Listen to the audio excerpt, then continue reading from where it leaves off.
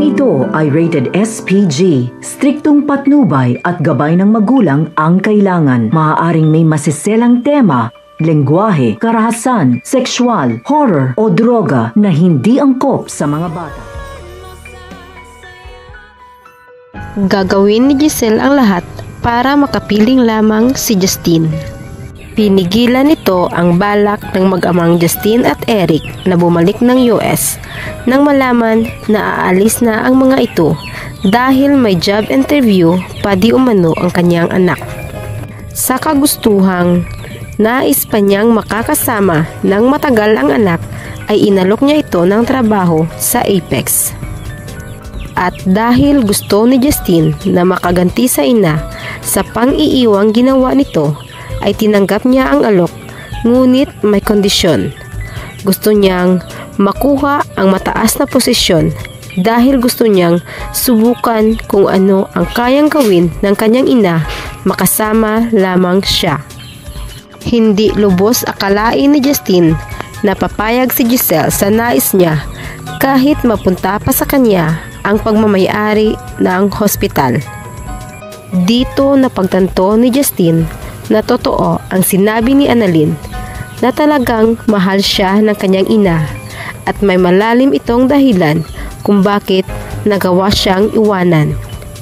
At parang unti-unti nang lumalambot ang puso nito para sa ina.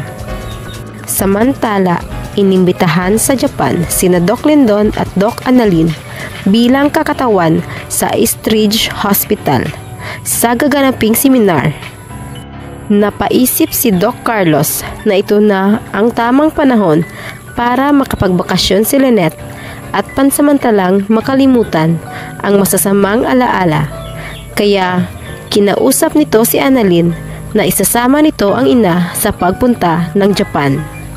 At nalaman din ni Carlos na isa ito sa mga pangarap ng asawa, kaya nais nitong tuparin.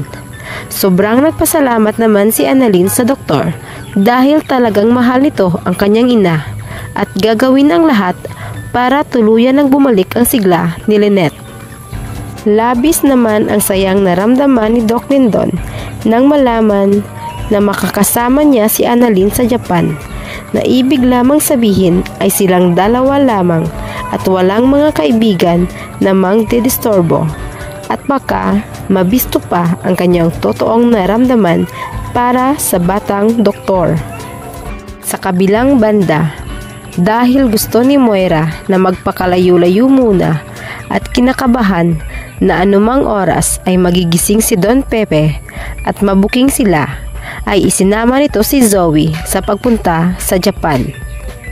Buong akala nila ay walang makakaalam sa kanilang kinaroroonan, ngunit nagkamali sila dahil nandoon din pala sina Annalyn at Lynette.